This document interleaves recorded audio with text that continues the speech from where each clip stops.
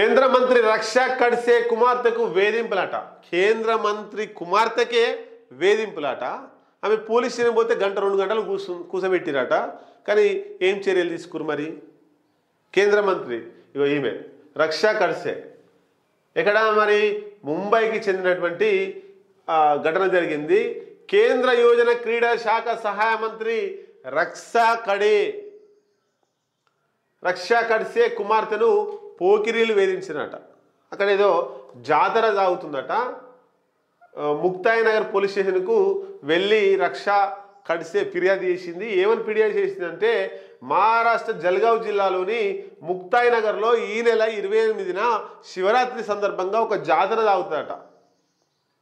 అయితే ఈ జాతరలో వాళ్ళ కుమార్తె పంపించింది. రక్షా ఖడ్సే కుమార్తెను జాతరకు పంపించింది. ఈమె ఏదో గుజరాత్ పర్యటనకు పోయిందట. వాళ్ళ కూతుర్ని సెక్యూరిటీ ఇచ్చి ఆ జాతరకు పంపించింది. ఆమె స్నేహితులను 7 పోకిరీలను వెంబడించి వేధించిరట, అనుచితంగా ప్రవర్తించిరంట. ఆ ఫోటోలు వీడియోలు కూడా తీసి 24లో కూడా తనను వేధించారని కుమార్తె చెప్పడంతో ఈమె పోలీస్ స్టేషన్కి పోయింది. పోలీస్ స్టేషన్కి పోయి 2 గంటల పాటు పోలీస్ స్టేషన్లో పోలీసులు ఈ రక్షా ఖడ్సే కేంద్ర సహాయక మంత్రిని కూడా పోలీస్ స్టేషన్లో కూర్చోబెట్టారట.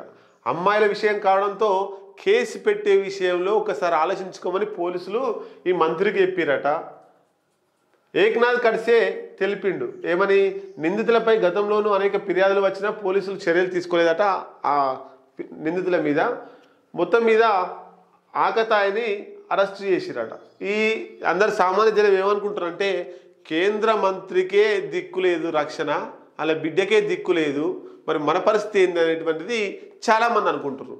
నిజంగా కేంద్ర ప్రభుత్వం యొక్క పాలనను అద్దం పట్టేటువంటి ఘటన ఈ ఘటన. కేంద్ర మంత్రి పోలీస్ స్టేషన్ పోయి ఫిర్యాదు చేయాల్సి వచ్చిన ఘటనలా ఇక బీజేపీ ఎందుకు పాలించినట్టు, ఎందుకు పాలిస్తున్నట్టు, మహిళలకు రక్షణ ఎక్కడున్నట్టు?